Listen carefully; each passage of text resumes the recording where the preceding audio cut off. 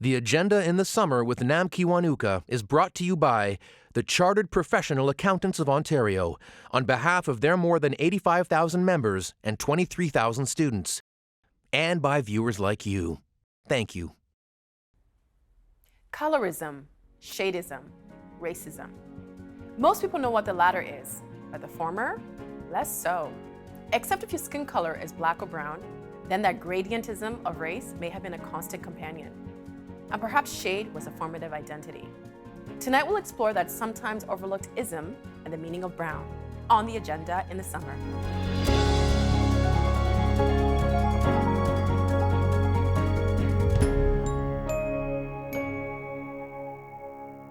Skin color may be a biological fact, but what it means in society is entirely more complicated than that.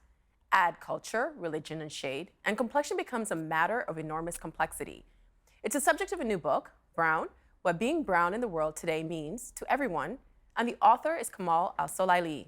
He's an associate professor at the School of Journalism at Ryerson University, and he joins us now for more. Welcome. Thank you, Nam. It's really nice to have you, Kamal. My pleasure. So we were talking off camera about color and being brown. I wanted to go back to this story that you write at the beginning of the book. You're watching Oliver, and that musical will become important to you for a number of reasons, but it's also the first time that you realized that you were brown. Yes, I think I was about 9, 10, and it was, my family was living in Egypt at the time, in Cairo, and I didn't necessarily have any awareness of skin color as such, but I knew as soon as I saw that movie that to be so beautiful, to be so desirable, to be so innocent implied, or at least suggested being white. And not just white, but almost sort of angelic whiteness. And I remember feeling very uncomfortable watching that movie and going to the bathroom to try to have a look at my face. And how come I don't look like that? And what will happen to me? I'm never going to look like that. So that was a kind of a moment of awareness of skin tone and skin color that, looking back 40 years, that happened more than 40 years ago, it stayed with me. Did you talk to your parents about it? I did not, because we didn't have any language to discuss these things like skin color and skin tones. And I didn't know what to tell them and what could they possibly tell me. Because what I wanted is to be that kind of white. I wanted to sort of wash the brown out of my face. I wanted to go to the bathroom and use soap hundreds of times. Maybe if I do that, then the brownness will drain. That's so sad, especially as a young child, to get that kind of message. Right. So we were talking before, and I grew up in Uganda, and not many people look like me. I think our family was the only family that looked like us. Right. But I wanted to be darker. So if you're living where you were living in Yemen, and why would you think that white was better than who you were? There is a kind of a premium that Egyptian society, particularly middle class and upper middle class society, places on light skin. Not necessarily whiteness, although it does come close to being white, and that the lighter the skin you are, the more economically privileged, the more socially graceful you are. It is seen as an asset. So in fact, if you grow up in the Middle East like I did, you grow up on popular culture and music that sings the praises of the light skin. So I'll give you an example. In Arabic, there's a term for like the perfectly spoken Arabic, and it's white Arabic, because it is associated with the very educated, light-skinned white Arabs. So when you wrote in the book that you felt cursed by brownness, did that have something to do with that? I come from a father who's very light-skinned and almost white, and a mother who's very dark-skinned, and the children came, in a kind of a color palette of shades of brown and white, and I think I always felt that I wasn't the lucky one that didn't get my father's skin color. I got somewhere in between my Did father's anybody and my make you mother. feel that, or was it just something that wasn't? The conversations in our family kind of did cover some of that, but not necessarily to make us feel bad, but just to point out that you look more like your father's skin. However, my father was actually very conscious of the fact that he married a dark-skinned woman, and he constantly, like whenever they would fight, he would constantly remind her of that fact. That she was lucky that he married that her. he married her, or that he married beneath him, basically. Yeah. Wow. I want to read something that actor, comedian Aziz Ansari wrote in the New York Times last year. He writes, "The first time I saw an Indian character in an American movie was Short Circuit 2, a 1988 film in which a humanized robot named Johnny Five goes to New York and bonds with an Indian scientist named Benjamin Javi. Seeing an Indian character in a lead role had a powerful effect on me, but it was only as I got older that I realized what an anomaly it was. I rarely saw any Indians on TV or film, except for brief appearances as a cab driver or a convenience store worker, literally servicing white characters who are off to more interesting adventures." We should mention that that character was actually played by a white actor. Right. So can you relate to anything that Aziz wrote? I can, particularly the idea of not even the supporting, but a very marginal character whose role is to serve the leading characters who are by default white, because that is actually on some level one of the roles that have been given to brown people, not just in film and entertainment, but in our culture at large. We do a lot of the work that is labor intensive, or that is, for example, serving in coffee shops or in supermarkets, or the kitchen staff in restaurants. So we're always the people who are doing the service. In terms of the quote that you just mentioned from Aziz Ansari, I mean, he's referring to what we call like brown facing, which is any actor get with a little bit of makeup, you can just darken your skin a little bit, and then you start sporting an Indian, a thick Indian accent, and you can pass. I mean, Peter Sellers did that in his movies, in his movie The Party, and on some level, it's also about we are kind of interchangeable. So any actor from any region that is remotely dark-skinned or swarthy can play Indian or Egyptian. So when you watch 24 or shows like 24 or Homeland, you get a lot of Indian actors playing Arabic characters, and you get Arabic characters sometimes playing Indian actors, and so on. We are kind of interchangeable in terms of casting. So when it comes to Hollywood, they just see brown. They just see a dark skin. What groups are you including under the brown umbrella? So I started by looking at that term very skeptically. I knew the term existed. I've heard it for many years, but I just wanted to find out if there is such a thing as a brown experience, or as a brown continuum of some kind. Why were you skeptical? I'm skeptical because the term actually originates from racialist science of the 19th century. It's like a science that has largely been debunked, which is kind of organized the world according to skin colors. So you've got the white race, the yellow race, the brown race, the black race, and the red race, particularly referring to indigenous people of North America. So I'm kind of skeptical because that's how the term started to refer to skin color. In the sort of 18th and 19th century. And then I've heard it colloquially a lot, but I haven't seen studies of it. I haven't seen any kind of rigorous investigation of the term brown. But what I found in writing this book, or I'm trying to avoid the word conclusion, but one of the things I suggest in the book is that there is such thing as a brown continuum. And it covers people that I would define them as Middle East, North Africa, largely South America, Central and South America, and South Asia and Southeast Asia. In part because they are all defined by the labor and the work that they do. They have either currently or in the past have served as a source of cheap labor. What would I be? Because we were looking, I'm like, you're testing my thesis here. I mean, walking down the street, I would never guess. I would have thought you were just a very tan white person. Really? Even this nose? Well, maybe the hair gives it away a little bit, but then that cut could also be it's just fashionable as well. So, but it's hard to actually pinpoint.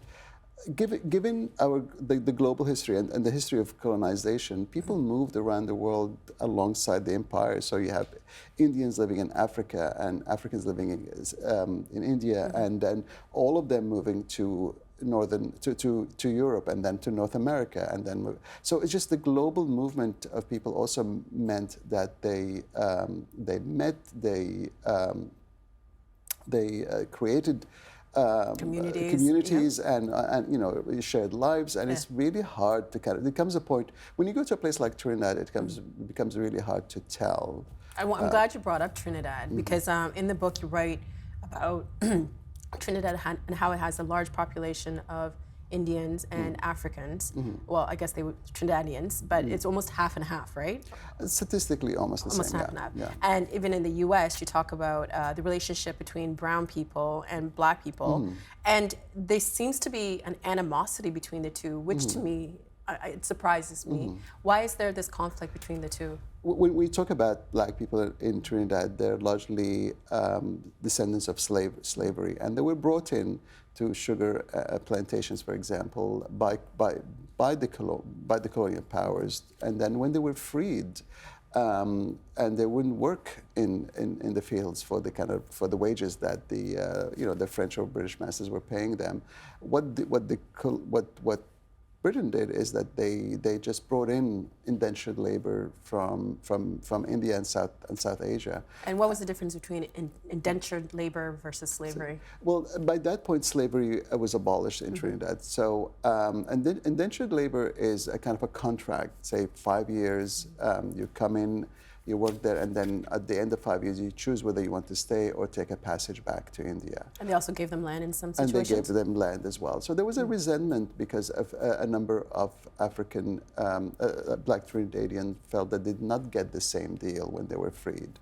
And in places, for example, like New York or the US at large, well-to-do, at least comfortable brown communities have been sort of hailed as the model minority, and kind of it's been used as an excuse to say, well, look, there's no racism here, and it's the problem of the African American community that it has not done well for itself, because look at all these immigrants that are coming from India and Pakistan, and they're doctors and they're very entrepreneurial and they open shops and they're doing very well.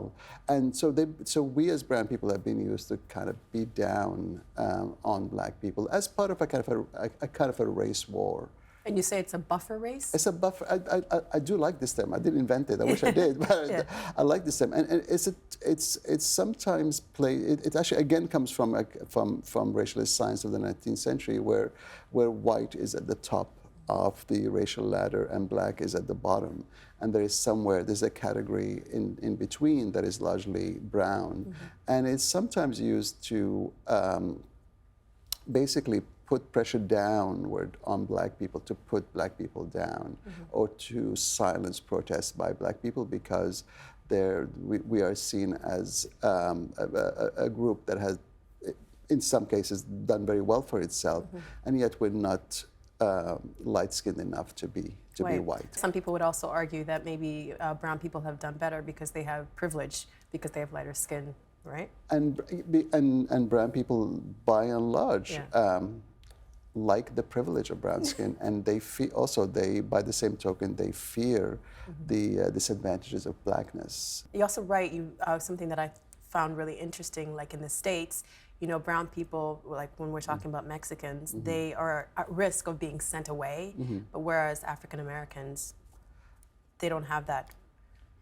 Right. So, so the experience of racialization, the experience of racism will be very different between the African American community and the Hispanic community, which is the largely the large brown community in the U.S. because the African American community will be placed in a discourse around criminality, for example, sort of urban ghettos, and the encounter between white police officers and young black men. Sort of the image of the black men as a dangerous person, whereas Hispanics find themselves in a different kind of conversation that have to do with job stealers, for example, people who accept work below minimum wage, and also illegal. The fact that their presence is illegal, they're undocumented.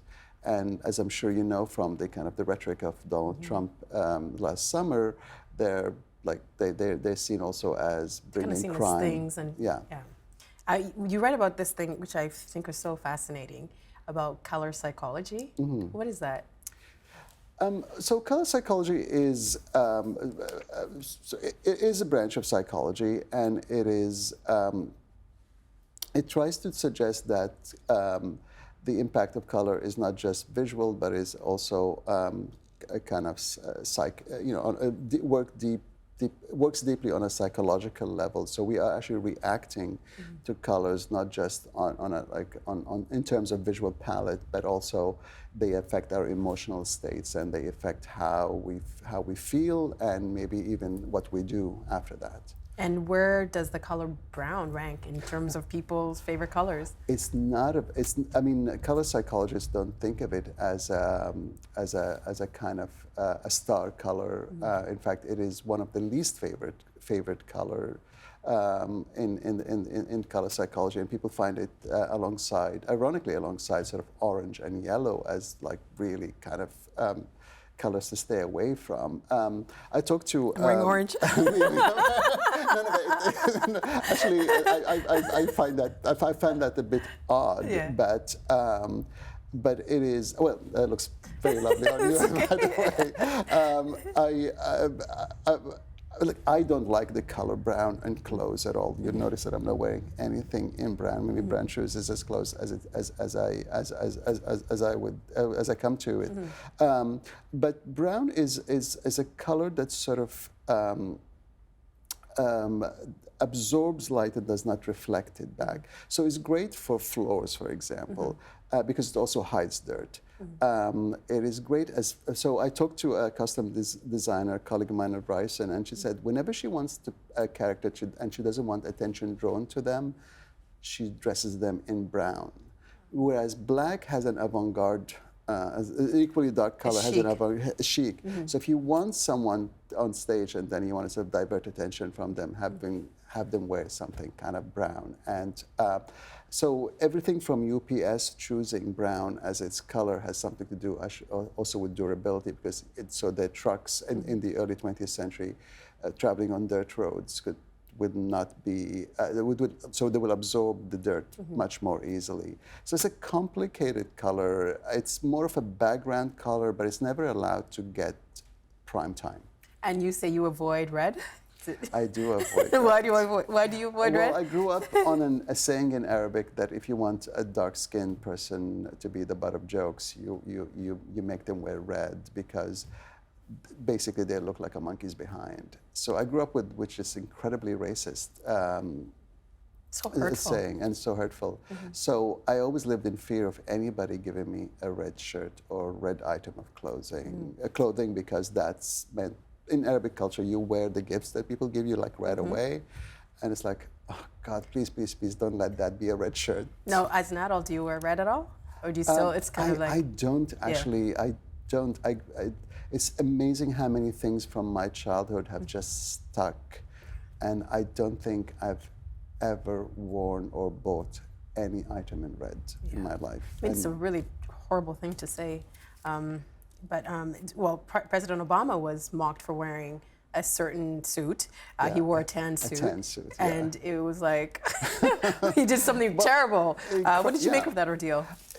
I mean, I found it hilarious, because I was already kind of working on this book, and there he goes wearing like a light tan suit, which kind of, to be honest, didn't looked like a size too big on him as well, so it didn't really look. But I like the implications that, first of all, that color it was August, by the way, so like the dog days of summer, and so he would wear a tan suit. I mean, that's what you wear, light colored suit.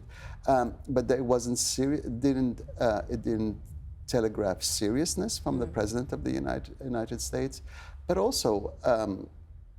A suit like that in that color has some class association because the impression that at least right-wing bloggers made is that kind of he still looks like that African American you see in Harlem, or like you see walking the streets in Harlem wearing something that is not worthy of a president of the United States. Well, I wanted to get into something that's related to Hollywood in a sense. I wanted to talk to you about colorism. Can you define colorism for us? Certainly. I mean, it's a term that actually began with in relation to the African American community specifically, and it has historical roots, obviously, but it just meant that if you were a lighter-skinned black person, there were, among other things, possibilities for you passing for white, but there also, it may have meant that you got preferential treatment even within the slave trade. So whether you actually worked in the fields or you worked indoors and avoided the sun in the deep south may have something to do. If you were dark skinned, you're out there in the field, and if you're light skinned, you got slightly easier work to do, even within the spectrum of slavery. But it continued on, and what it created within the African American community, a kind of a two-tier between the dark skinned members of that community and the light skinned. And the light skinned among them, I think, benefited economically a little bit because if you were, for example, if you're on a television network and you want to present diversity, you may opt for someone who's lighter skinned as opposed to darker skinned. And this also happens within Brown, right? Absolutely within Brown. It's very rare that you see, at least in the North American model, a completely dark-skinned brown person in roles of visibility either in the media or entertainment. Yeah. Oh yeah, I know that for sure. Yeah. And if you're darker skin, now there's this huge industry for skin lightening. Right. It's worth $10 billion. Right. Is this just about conforming to beauty standards? It's remarkable because it is also an economic imperative for some of the and largely women who use it. Although when I was in Qatar, I picked up some of those creams that target men. So for women it's fair and lovely. For men it will be fair and handsome. And it is I mean, they're very harmful because they do include carcinogenics and it's not so much about whiteness, but about appearing lighter in skin because there's an assumption that you might do better in society. You might get better jobs, better contracts, maybe get a raise because your skin is lighter, and therefore we want you to be around. Or even be more desirable. And be more, and of course, there's, I mean, the bulk of the skin lightening creams and the skin lightening industry among dermatologists in Asia and in the Gulf and the Middle East is around the marriage market, basically. So if you want, the doctor I spoke to in Sri Lanka, the dermatologist I spoke to in Sri Lanka, his business, witnesses a huge uptick around the wedding season because all the brides come in and they just want to be lighter in skin by the time their wedding day rolls around. I want to show you one last image, and this one is of Louisiana Governor Bobby Jindal. So last year, a blogger tweeted out this photo of the governor next to a portrait painted by a supporter. What does this incident say about colorism? I find that, I had to include that in the book because the two things here, there is the painter himself, who saw Bobby Jindal, who is a very dark-skinned brown man, and like from not only from Indian background, but also lives in the South, so exposed to the sun, and painted him in such light colors that I write in the book that if I didn't know, I would have thought that's Pierce Brosnan or or some Hollywood actor. So someone that didn't look like him. Like some white. Not Yeah. only were his skin lightened to the point of whiteness, but also his features were less Indianized. But the fact that Bobby Jindal also placed that in the governor's house kind of to me suggested that he liked that image of himself. He liked to be seen as lighter skinned. Now, this is not the official portrait. So his assistant or his a staffer then tweeted the actual portrait inside the governor's house. But even that has a kind of like an odd orangey tone to it. It does not reflect the skin color you see when he shows up on CNN or Fox News or something. I think that kind of stuff is important when it happens because it creates that conversation, you know?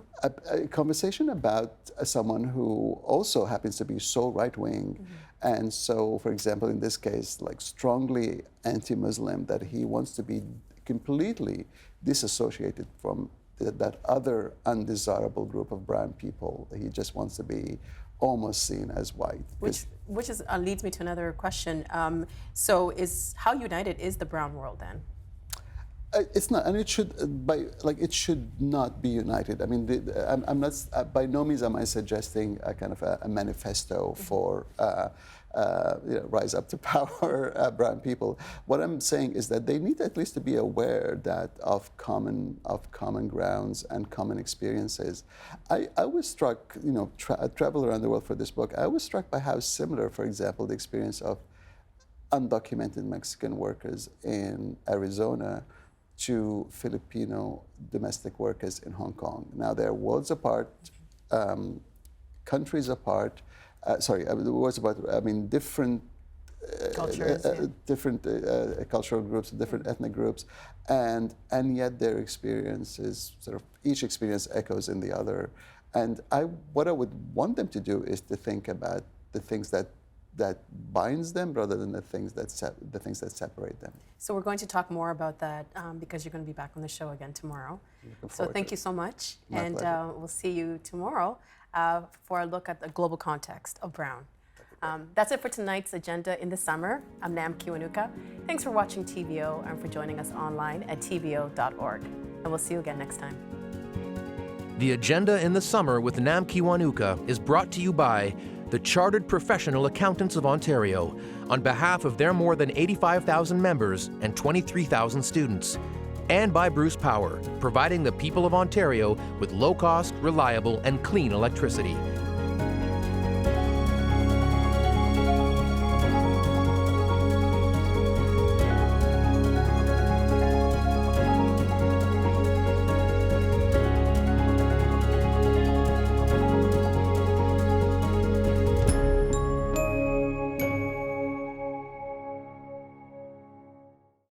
Help TVO create a better world through the power of learning. Visit tvo.org and make a tax-deductible donation today.